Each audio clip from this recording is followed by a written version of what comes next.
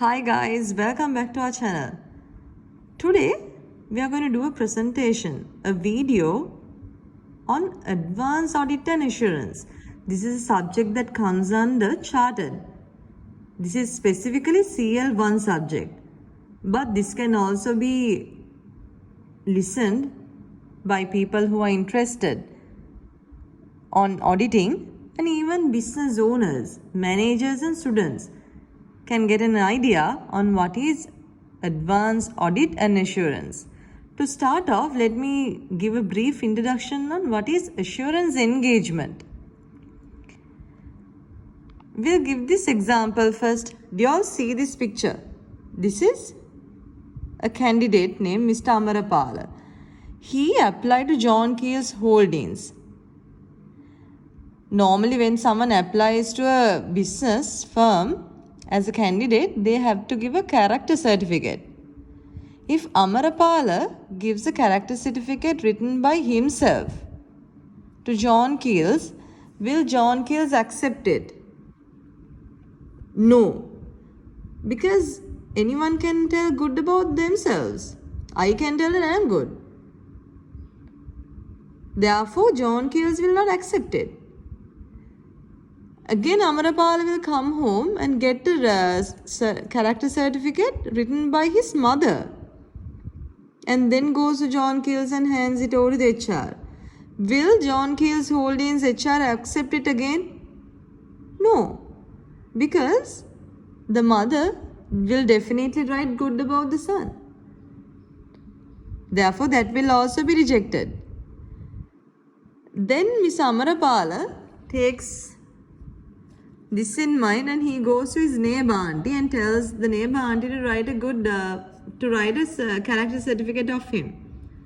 And then John Keels Holdings, will they accept the neighbor auntie's character certificate? Still no. Later, Amarapala decides if those three character certificates got rejected, the last option he has is to go to the temple in the village, and then he goes and gets a character certificate from the monk, and then John Keels accepts it. Now we can understand some common feature in these three rejected character certificates. First one by himself, by mother and by neighbor. John Keels didn't accept it. That is because some assurance for a particular subject matter should always be given by an accepted independent third party. By himself was rejected because it's not a third party, not an independent third party. The mother also the same. The neighbor is also the same. The neighbor could have been accepted if the person is accepted by the third party who wants the character certificate of Mr. Amarapala. But then the priest is normally accepted by the entire society, and the JKH Holdings itself accepted the character certificate given by the monk because of that. Therefore, always remember the assurance should be given by an accepted independent third party.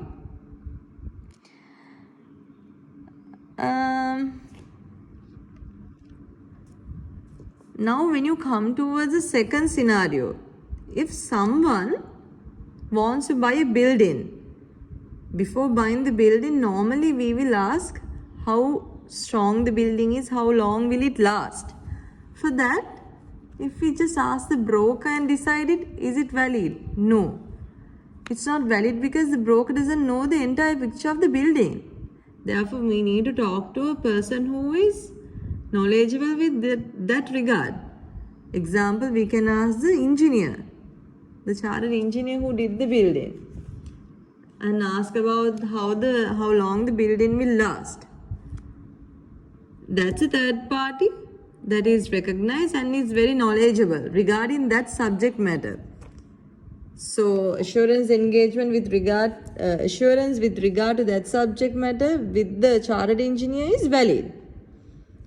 The third scenario is where two friends, Amarapala and Amarapala, Samarapala has the money.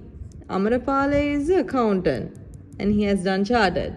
So he has the knowledge on how to handle a big business. So Samarapala invest money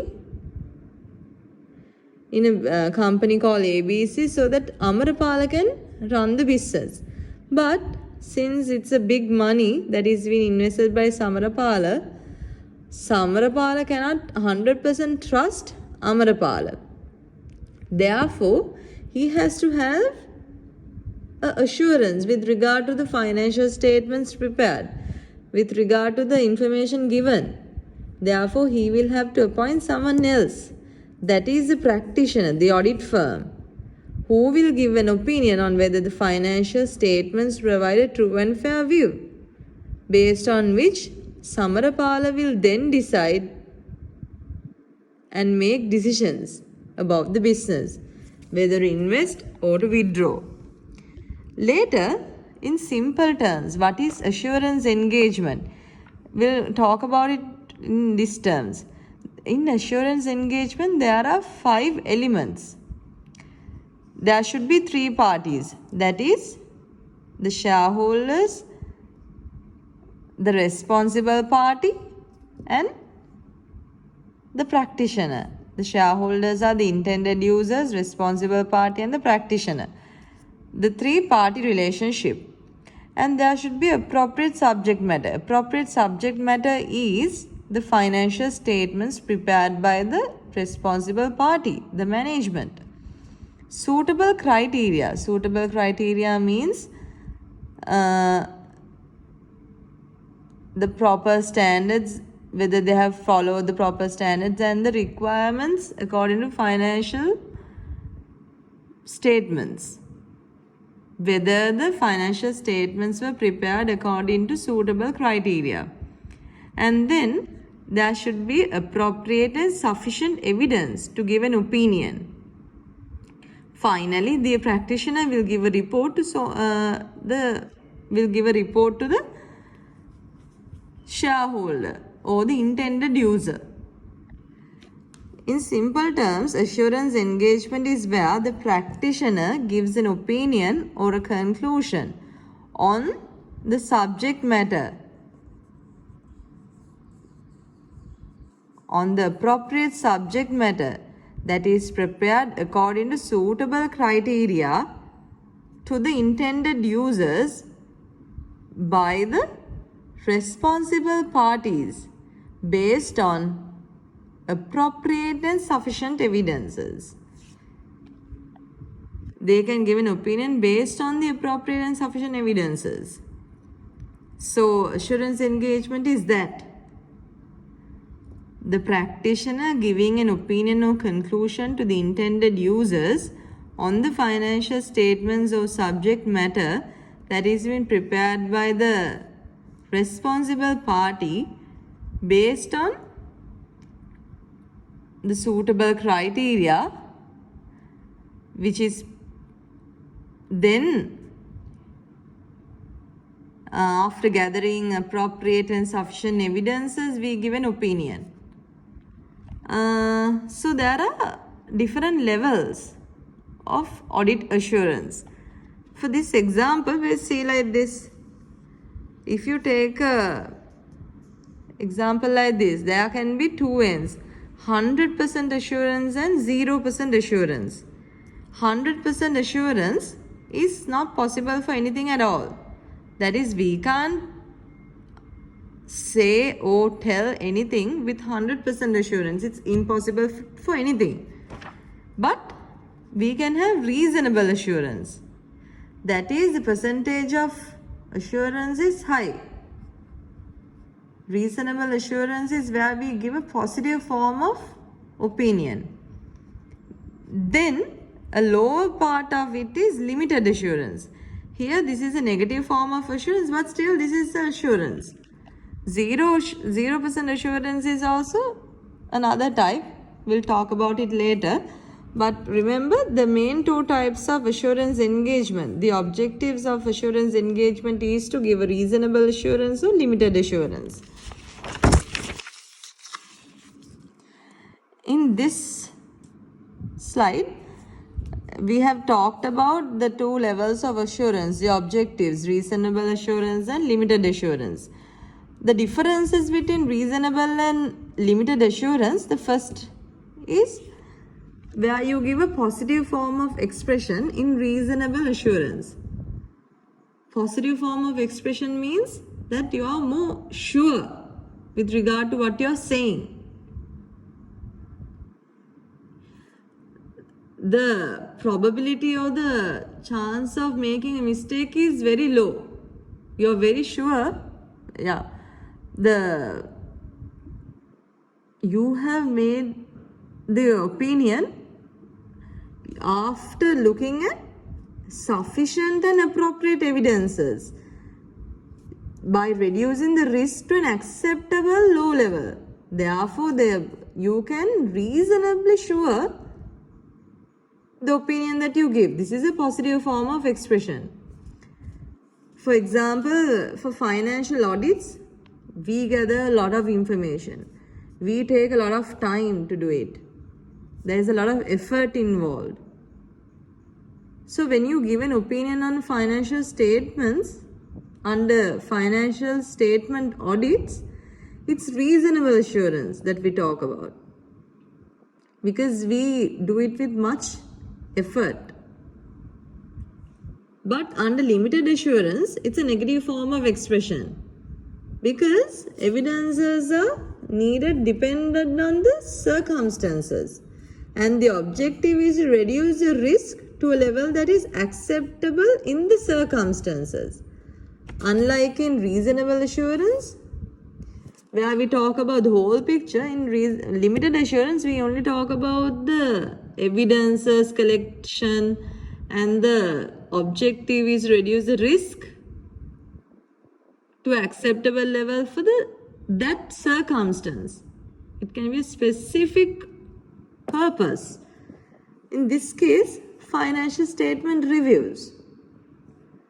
Therefore, reasonable assurance is broad and takes much time and effort. Limited assurance doesn't take that much of time and effort, and you only tell about certain one or two related specific subject matter. I hope you understood the point. In reasonable assurance, we talk about the entire thing. Limited assurance, we talk about a specific thing. There are different types of assurances. The main type you can talk about is assurance services and non-assurance services. These assurance services are provided by the practitioner or the audit who we call the audit firm. So in audit firms under assurance services, we do financial statement audits, financial statements reviews, other services like opinions on internal control, opinions on corporate governance, prospective financial information. This is regarding to future financial information. And non-assurance services such as fixed asset verification, share valuation, tax work, company secretary work, advisory work, staff recruitment. When you talk about the related concepts to assurance engagement, accountability, stewardship and agents, accountability is being responsible for what you do. Taking responsibility for what you do, being accountable for what you do. Stewardship is when someone is handling someone else's resources. For example, in this situation, the shareholder invests 500 million rupees in a business, and then the management, they don't own the resources, they manage the funds on behalf of the owner. So that's a stewardship. They are managing something that does not belong to them. Stewardship. Agents mean they act on behalf of the owner. They take decisions and manage the business on behalf of the owner. So the three concepts that are related to assurance engagement is accountability, stewardship, and agents. Always remember, assurance, engagement, or auditing is not needed if the owner and the manager is the same. But in businesses, owner and most of the cases, when it comes to large businesses, the owner and the managers are different. Therefore, external auditors should come into play because of these factors. Again, just to summarize, assurance, advanced audit and assurance. Assurance engagement means where the practitioner gives an opinion on the opinion to the intended users on the appropriate subject matter that is prepared by the responsible party based on criteria that are suitable, and the opinion is given after gathering appropriate and sufficient evidences. There are two levels of assurance engagement: reasonable and limited. Reasonable assurance engagement, you give a positive form of expression because you're more sure. You gather a lot of information, sufficient and appropriate evidences before making an opinion, and the objective is to reduce the risk to an appropriate level. Example, financial statement audit. Limited assurance is where you give a negative form of expression. The objective is to reduce the risk to an acceptably low level for that circumstance. And the evidences that you gather depends on the circumstance. Example, financial statement review. There are different types of